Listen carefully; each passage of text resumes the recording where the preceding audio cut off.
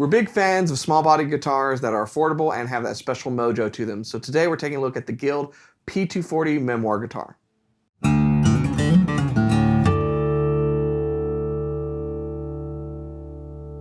Hey, you're watching Alamo Music TV. My name's Chris McKee. And I'm Cooper Greenberg. We're here with Alamo Music Center in San Antonio, Texas. You can find us online at alamomusic.com. If you're new to the channel, subscribe, turn on notifications, like our videos. If you want to support the channel, visit our spring store link below for custom swag and check out our podcast, the Fretboard Confessional, wherever you get your podcasts. Or you can go to our website and buy this guitar, the Guild P-240 Memoir. Oh, yeah.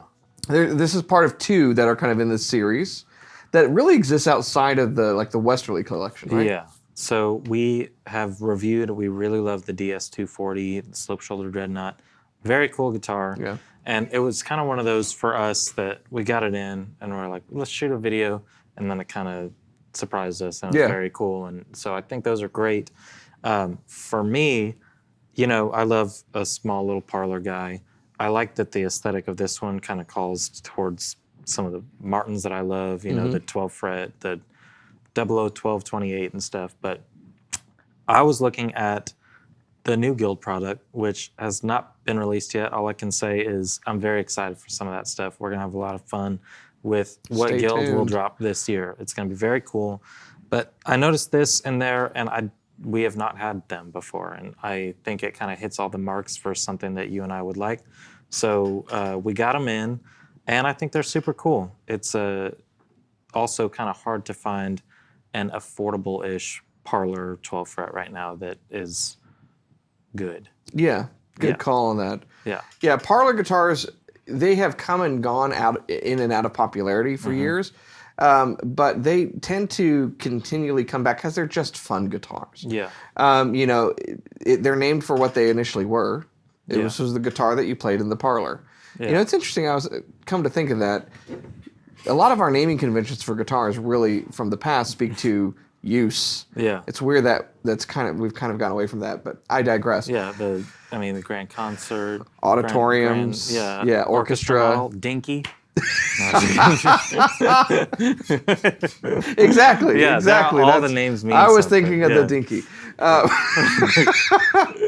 So, you know, parlor guitars are cool. They're meant to be a small, intimate guitar. They're not going to generate a lot of volume, but they don't really need to. And the reminder that I constantly will give you is that if you have a light touch, if you play fingerstyle music, a smaller guitar will be louder than a bigger guitar, and it just has to do with physics.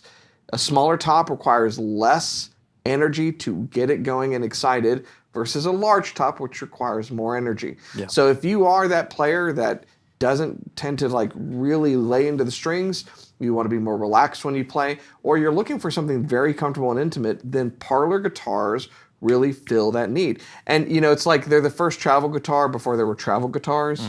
I mean, it's about the size of a GS Mini, isn't it? Yeah. Definitely. So, you know, it's not a quote-unquote travel guitar, but it serves in that kind of small guitar purpose. And then what Guild has done with this, and the bigger one, the DS240 that we really liked, was give you some looks that are vintage outside of the Guild history. So they're looking to other vintage guitars and giving it to you at a really great value. This comes in at about $529. Yeah. With some great specs. So let's talk about kind of what you get for, you know, less than $550. For $529, you got a solid spruce top. This is laminate back and sides, but laminate mahogany. And it's 12 fret, as I think we mentioned, but 12 fret's cool. Slotted headstock and some nice open geared tuners. These are not Waverly's because of that price range, but they are nice, good quality open geared tuners. What'd you say the scale length on this one is? 24? I think it's 24 3/4. It's a typical short scale length, which combined with the 12 frets a really nice feel. And then it does have that 1 3/4 inch nut width. I think it's got tusk saddle and nut and scalloped bracing on it. So it's checking off, you know, way back when we were starting doing videos, one of the things I said early on was, there's certain boxes you want checked off on an acoustic guitar, regardless of price, right? Solid top's one of them. Scalloped bracing, I think, is another one. Yeah, I mean there's room for that, but you saw a lot of manufacturers at lower and lower price points begin to offer this. You know, having scallop bracing helps with the resonance of the instrument.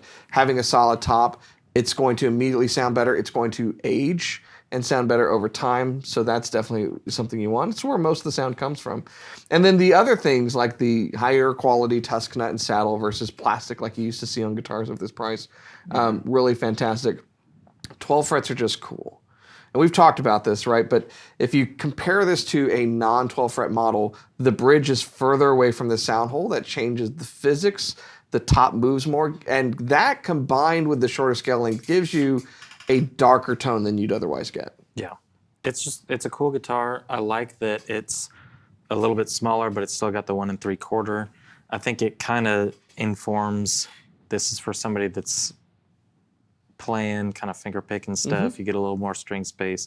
And it does sound pretty good with strumming, but you'll hear in the demo, start off strumming a bit so you can hear that, but then I think it kind of shines when you move to the finger picking. And I just, also part of it is slot head. You don't really get that much, you know, in the price range. There are a few other parlors that we have seen come through the store, similar price range. We had those Gretsch Rancher Penguins. Those were cool, but those were definitely not as quality. You know, like they were kind of aesthetic guitars. I think they're really cool, but they're less. It's for the look. It's for the look. Yeah.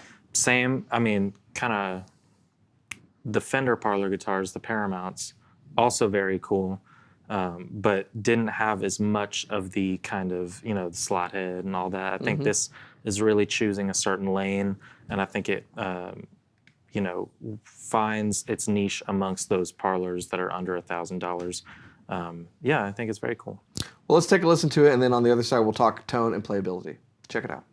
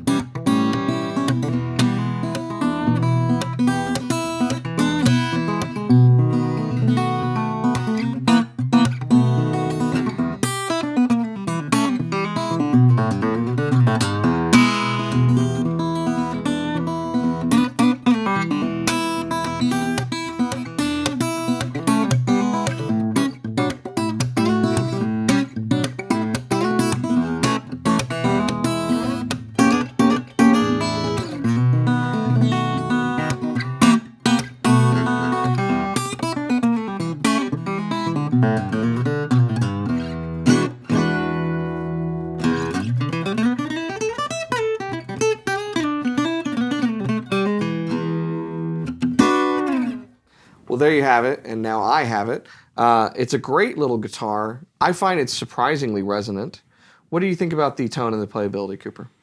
It definitely gives some of that sort of old school boxy tone a little bit, not in a bad way, but it's kind of, and it's probably just the size and exactly what I think about it, but it puts me kind of towards the Robert Johnson sort of LOO kind of sound. And I like that a lot.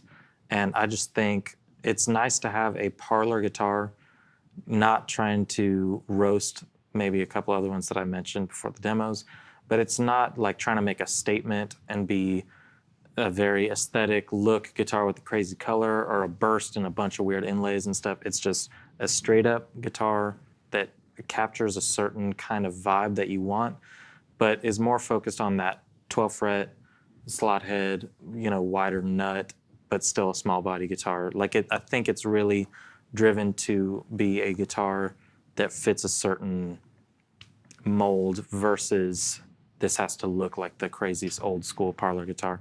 I think it's simple but nice, and it plays well and it sounds good. You know, I think that this is a winning recipe, right? And I think what's impressive about this guitar is that Guild has delivered on that recipe. You know, you can have specs. here's just the truth of things, right? This holds true. I know you do some cooking. I really enjoy cooking, right? You can have the recipe from like the most world famous chef and have everything down to a T, but your failure to execute it on it will make it very, very different. Yeah. Maybe inedible. A lot of times, particularly at this price range, when you encounter guitars that are simple like this, where the recipe usually gets messed up is in an overbuild of the quality of the guitar. And I think that happens for a number of reasons. I think one, this price means it's going to be an import guitar. And so getting a really thin finish that's still high quality is a difficult thing to accomplish, both being manufactured overseas and at the quantities that they have to be manufactured at, and at the speed they have to be manufactured at in order to arrive at a certain price point. So I think that's a challenge. And so a lot of times we're seeing more and more satin finishes, okay? That's the answer, is if the gloss finish will be too thick, we'll go satin. So in this particular case, when I saw this, knowing that, I was like, is this gonna be a little too heavy, too thickly made? I do think that sometimes a lot of manufacturers do what a lot of guitar manufacturers did in the late 60s and 70s too, and they'll overbuild stuff so that it's very solid and kind of rugged. For a player, particularly if it's a child or someone who's new to guitar, you're not going to have a lot of issues with it, but that comes at the sacrifice of the resonance and the tone that you get. And so this guitar is impressive in that for $530 minus $1, you can get a guitar that has really good playability, has really good tone, is very resonant, and kind of checks off what it's supposed to do well. Yeah. So like you said, it's simple.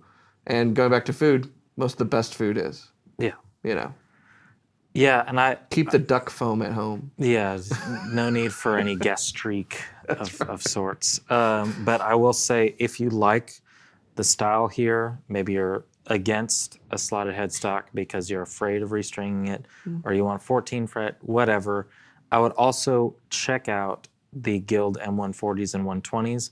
They're not exactly the same as this. They got a few different changes, but I think that, especially from the imported stuff, those are all solid wood, by the way. But in the Westerly collection, these Memoir guitars, there is really any size, any kind of finish style that you like. They have burst, they have all mahogany, they have spruce rosewood, spruce mahogany. They have a lot of different options, and I think that they often get overlooked, but in the price range from that $500 to $700, which is where a lot of those sit. It's a crowded market there. It's a very crowded market, but I think that they make some of the best options. So this one is very cool for parlor style, and maybe something that people that play those M120s and 140s were kind of missing with more of this 12 fret slot head body style. I think this is a really good option. Cool. Good to know. So if you want more information about this guitar, you should go to our website, which is... That website, Chris, is called alamomusic.com. All right? What would I do without you, Cooper? Yeah, I just bring... That's why they pay me the medium-sized bucks. That's what I always say around here. That's why I get the medium-sized bucks. They pay me in 50-cent pieces. Yeah. So when other people make it rain, I make it hail. Watch out. Oh, hell. Oh, hell. Yeah. So, go to our website. You can check this out and other Guild guitars. You can also compare some things and reach out. You can chat with one of our associates on the website and, ask questions and really kind of find out what's going to work best for you, because that's what we want to do. That's a big reason we do these videos, is to help you find the right guitar to suit your needs. So if you're new to our channel, you should subscribe, turn on notifications, and like our videos. And you should keep coming back for more, and we'll see you next time.